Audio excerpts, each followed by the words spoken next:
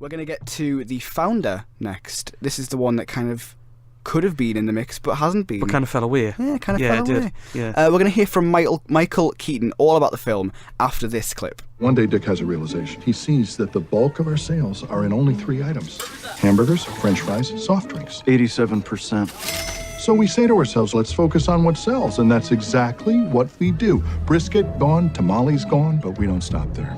We look at everything. What else don't we need? Turns out quite a lot. Car hops. Walk up to a window, get your food yourself. Dishes. All paper packaging, disposable. Cigarette machines, jukeboxes. Drive out the riffraff. Creating a family-friendly environment here. That's not enough. All right. See, our whole lives, we piggybacked off other people's ideas. We wanted something that wasn't just different, it had to be better. It needed to be ours.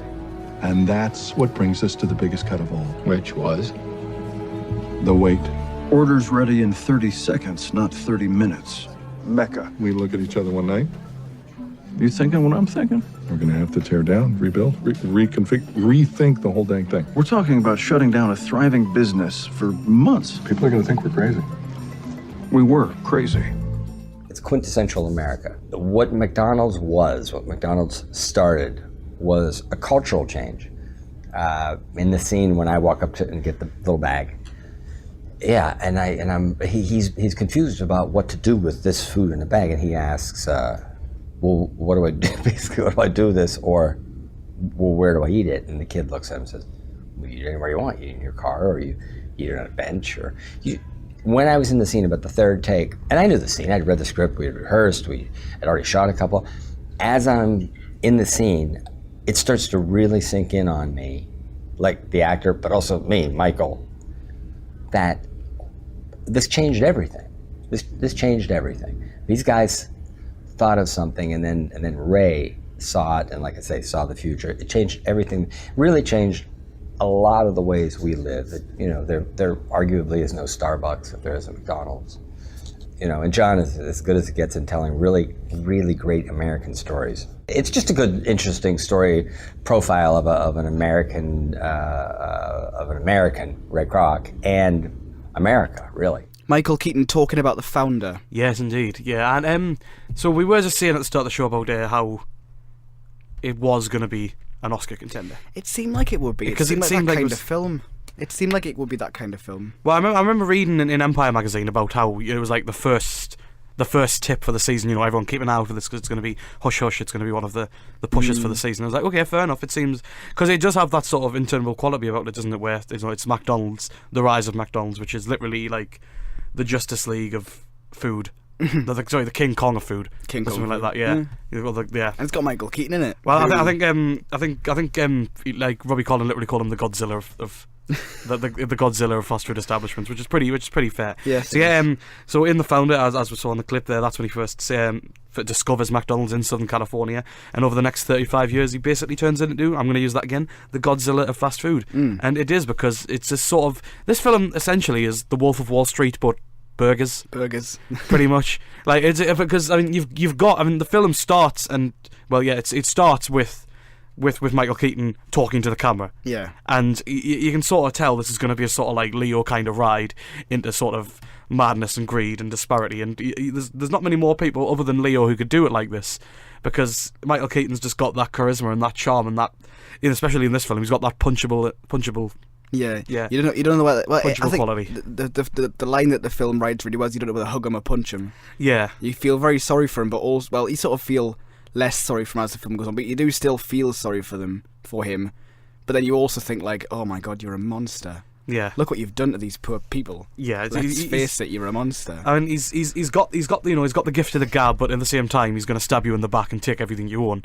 Because that is quite literally what he does to the McDonald brothers. Yeah. And it's hard as well because you've got like they're played really well, especially by Nick Offerman, who's just Nick Offerman. John Carroll Lynch is the other brother, but Nick Offerman is Nick Offerman.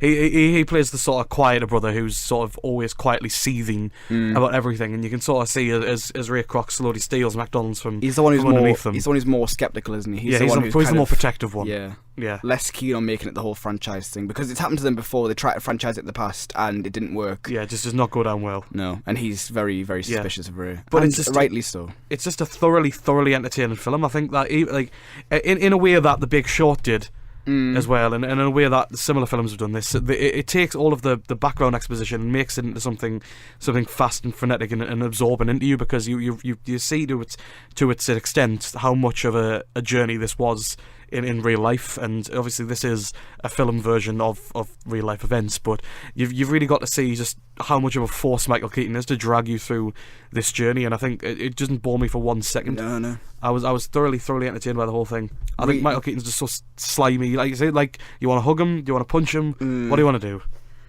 I think when you, obviously, like, knowing that it's a true story as well, does it make you reconsider when you choose your fast food? It made me hungry. Oh God! I was tempted to get something to eat before the bus. I've seen people tweet the same thing. I've seen people saying like, "Oh God, I went straight. I had a McDonald's after that." I don't know if that's the desired effect of the film. Yeah, I don't think it's really what you want. If it's to sort of make, because the film doesn't, it doesn't feel like an advert for McDonald's, and it doesn't feel like it's trying to push the product onto you. It doesn't show you a lot of the burgers. It kind of, you have that scene at the start where they show you the production line of how it's made, but really beyond that, there's no like luscious shots of some Big Macs or anything. It's kind of more about the characters and more about the story, which is good. Yeah. So that is that the effect of making you feel hungry kind of must be of something else, like as in you were just hungry, and not like because you've just seen a film about McDonald's you kind of want to eat there. After that, I kind of felt like, what did Burger King go through a similar thing? Because I could just go and eat there instead. Like, I felt bad for those poor brothers. I thought this film might have been more pornographic in the way that it showed McDonald's. Yes. But in the end, it's more of a character piece of Ray Kroc. I mean, that name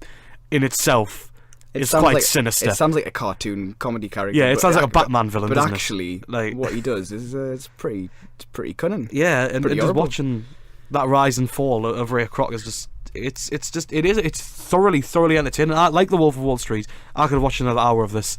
I'm not sure about that. I did enjoy it though. Like, I think it was really good. So why wasn't it a contender for the Oscars? I really don't know. I've seen some comment. I know. Again, Robbie Collin used the line, "It's too much bun, but not much meat." But I think there is quite a bit to get your teeth into this, because it does have that rise and fall of the character in there, and there is quite a lot going on. I mean, Patrick Wilson's in there, Linda Cardellini's in there, but I'm not really sure. I don't. Do you think there's any particular? I think there is probably 8 films better than it. Yeah, and that's probably 8 of the 9 that are nominated. The exception being Line, which I'm not sure about still. Would you have nominated Keaton? I don't know. I'm not sure. I think it's a good performance, but I don't know. Maybe the other 5 are better. Yeah, because you can only have 5, which is, it seems dumb. If you can have 9 best pictures, why couldn't you have more than 5 actors or actresses? It's around 10 for each. But then again, it saturates it a bit, doesn't it? You have got to be very selective. And I can see why they've left him out, but it's unfortunate for Keaton, who I'm sure is going to be on the rise. He's going to be in Spider-Man, am I right? Yeah, he's the Vulture, one of the villains. The Vulture in Spider-Man, who I gather dresses up as a vulture, and I'm sure he'll get over it. Then I'm sure he'll be fine with it. The Founder is in cinemas now. It's the story of McDonald's. If you're interested, if you have seen it and you want us to get in touch, LRJ Film Show on Twitter and Facebook is the place to do it. Or if you're eating McDonald's right now. If you're at McDonald's, think about what you're doing. You're an animal. This is your fault. Some poor brothers were driven out of business.